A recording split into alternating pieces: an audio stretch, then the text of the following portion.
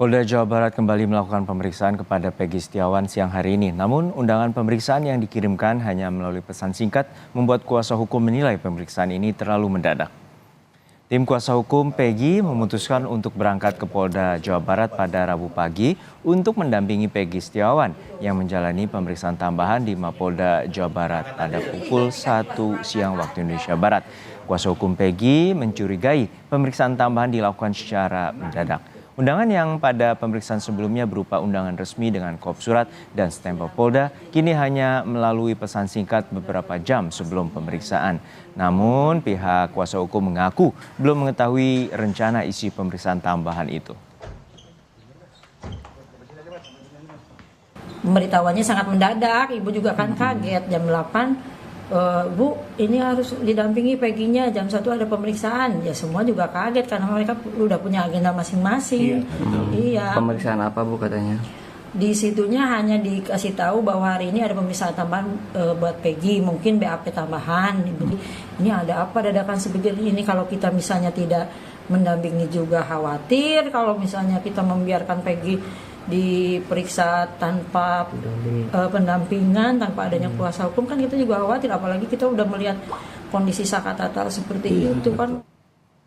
Lalu bagaimana kelanjutan pemeriksaan terhadap Peggy Setiawan dan juga perkembangan kasus pembunuhan Vina dan Eki? Kita tanyakan langsung pada jurnalis Kompas TV Ninda Destiani di Mapolda Jawa Barat dan Muhammad Syahri Ramdan dari Mapolres Cirebon, Jawa Barat. Namun kita sapa terlebih dahulu rekan Ninda Destiani. Ninda, hingga saat ini seperti apa rencana tes pemeriksaan poligraf atau tes deteksi kebohongan terhadap tersangka Peggy Setiawan dan kapan tes akan dilakukan? Iya, selamat siang Juro dan juga saudara. Memang betul ini hasil yang disampaikan setelah kami melakukan interview bersama salah satu kuasa hukum dari pihak Peggy Setiawan. Kemarin sempat menyampaikan bahwa setelah dilakukan pemeriksaan psikologis terhadap Peggy Setiawan selama 2 hari berturut-turut, Sabtu dan Minggu kemarin, ini tentu dari penyidik Polda Jawa Barat ini justru akan melakukan pemeriksaan tambahan terhadap tersangka Peggy Setiawan, yang dimana ini sempat disampaikan bahwa rencananya pada hari ini pukul 9 begitu. Namun setelah kami tadi konfirmasi lebih lanjut kepada pihak kuasa hukum sendiri bahwa hingga siang hari ini justru pihaknya ini masih belum mendapatkan undangan secara resmi terkait pemeriksaan psikologis tambahan yakni poligraf terhadap Peggy Setiawan.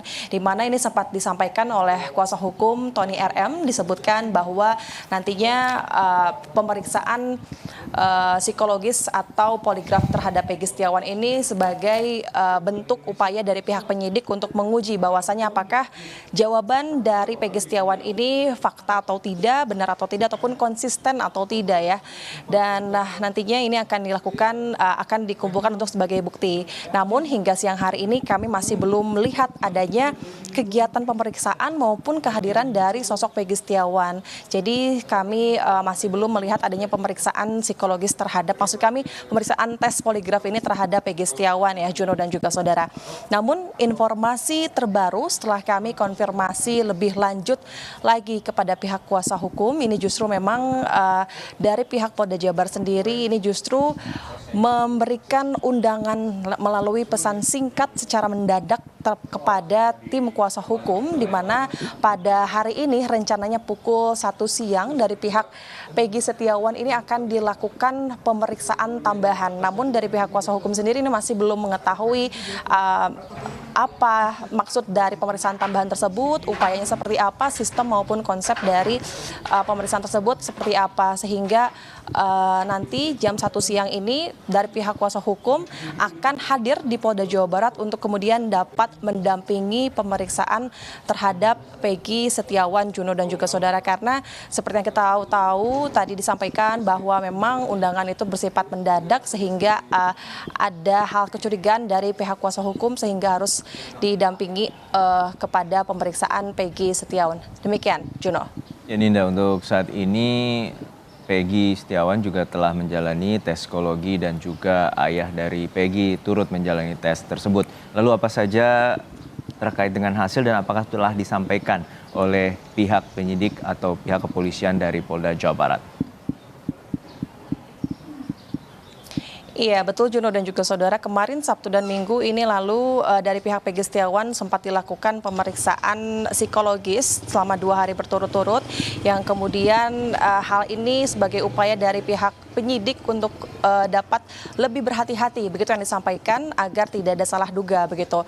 Kemudian setelah itu turut dari ayah Pegi Setiawan ini juga turut diperiksa oleh tim penyidik untuk kemudian diperiksa psikologis forensik, di mana ayah Pegi ini diperiksa kurang lebih selama 8 jam dan juga diberikan pertanyaan kurang lebih 12 pertanyaan, dan memang hal ini juga disampaikan nantinya sebagai alat bukti dari penyidik untuk nanti dapat dilimpahkan ke pengadilan. Namun terkait hasil dari pemeriksaan keduanya, yakni pemeriksaan psikologis terhadap Pegi Setiawan maupun pemeriksaan forensik, psikologis forensik maksud kami kepada ayah Pegi, ini masih belum dirilis dari pihak Polda Jabar, namun disampaikan oleh pihak kuasa hukum sendiri bahwa nantinya hasil dari pemeriksaan keduanya ini akan dirilis nanti setelah 15 hari dilakukan pemeriksaan tersebut. Sebetulnya terkait pemeriksaan psikologis ini dari pihak Polda ini sendiri mengundang kedua orang tua Pegi Setiawan untuk dapat diperiksa. Namun sejauh ini yang baru saja melakukan tes psikologi ini hanya dari pihak Pegi Setiawan, begitu juga dengan ayahnya. Namun dari pihak ibu Pegi Setiawan ini justru hingga saat ini masih belum melakukan tes psikologi tersebut, karena memang disampaikan oleh pihak kuasa hukum bahwa pihaknya ini menyebut bahwa yang pertama memang kondisi ibu dari Pegi ini sedang tidak baik-baik saja, yang kemudian juga menyebut bahwa hal ini tidak ada relevansinya dengan tes psikologi, yang bahwa mengingat juga bahwa ibu Pegi ini juga tidak terlibat dalam kejadian pada malam hari itu, sehingga sejauh ini masih Pegi Setiawan dan ayah dari Pegi Setiawan. Nanti kami akan cari informasi lebih lanjut terkait hasil ataupun rencana siang hari untuk pemeriksaan terhadap Pegi Setiawan. Juno. Terima kasih rekan Ninda Destiani dari Mapolda Jawa Barat. Lalu kita akan ke Mapolres Cirebon Jawa Barat. Sudah ada rekan Muhammad Syahri Romdon. Muhammad, hingga saat ini kuasa hukum Pegi telah mengajukan pra peradilan ke Pengadilan Negeri Bandung. Lalu kapan persidangan ini akan dimulai? Ya, baik Juno dan juga saudara, selamat siang. Terkait pra peradilan yang telah diajukan oleh tim gabungan dari kuasa hukum Pegi diberikan kepada Pengadilan Negeri Kota Bandung pada kemarin sore. Mereka memberikan berkas-berkas pra peradilan tersebut lengkap dengan beberapa bukti-bukti yang kuasa hukum miliki. Berkas sudah diterima oleh tim pengadilan Kota Bandung dan informasinya akan mulai disidangkan menurut kuasa hukum Pegi sekitar seminggu atau 2 minggu lagi, sedang dilakukan penjadwalan oleh tim pengadilan.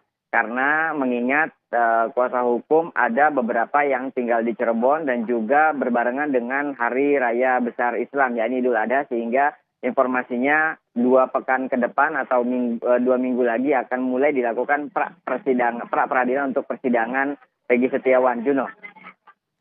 Ya, untuk saat ini keluarga Pegi sempat keberatan dengan tes psikologi yang dimintai penyidik pada ibu Pegi. Lalu keluarga juga meminta agar AEP atau saksi yang berada di TKP pada 8 tahun silam dan saksi lainnya yang mengaku dan mengetahui terkait dengan pembunuhan tersebut, lalu apakah akan diperiksa ulang oleh pihak kepolisian? Sampai saat ini tim kuasa hukum masih belum mendapatkan informasi jawaban dari penyidik Polda Jawa Barat yang terus menangani kasus pengungkapan pembunuh Vina dan juga Eki. Namun pihak keluarga terus berupaya untuk mendorong pihak kepolisian lebih fokus terhadap orang-orang yang mengaku dirinya mengetahui awal mula kejadian tersebut. Beberapa diantaranya adalah saksi AF, kemudian juga dalam persidangan ada Dede, dan juga ada satu warga yang sempat tampil ke publik dan mengatakan bahwa dia mengetahui bahkan melihat secara langsung kejadian tersebut atas nama Melmel. Kuasa hukum mendorong pihak kepolisian, utamanya Polda Jawa Barat, untuk mendatangkan mereka, menghadirkan mereka, dan juga memeriksa mereka bagaimana kesaksian-kesaksian mereka yang disampaikan dalam publik, dan itu tertuang dalam berita acara pemeriksaan atau BAP. Karena nantinya berita acara pemeriksaan tersebut akan masuk ke dalam rangkaian pemeriksaan yang akan diserahkan ke kejaksaan dan tentunya akan dilakukan proses persidangan. Disitulah kuasa hukum akan berusaha mempertanyakan secara detail seperti apa dan bagaimana pengakuan-pengakuan para saksi yang mengetahui tersebut. Ini perlu dilakukan menurut kuasa hukum agar memberikan kepastian hukum, agar memberikan kejujuran pada saat pemberian kesaksian terhadap kasus tersebut. Karena sampai saat ini menurut kuasa hukum banyak sekali yang telah dilakukan pemeriksaan oleh Polda Jawa Barat. Dari beberapa rekan Peggy, pasca Peggy ditangkap, kemudian juga mulai kembali muncul beberapa saksi-saksi yang dulu sempat dihadirkan dalam persidangan, kembali memberikan pengakuannya yang kemarin sudah disampaikan dan muncul ke dalam publik adalah rekan-rekan dari 5 orang terpidana.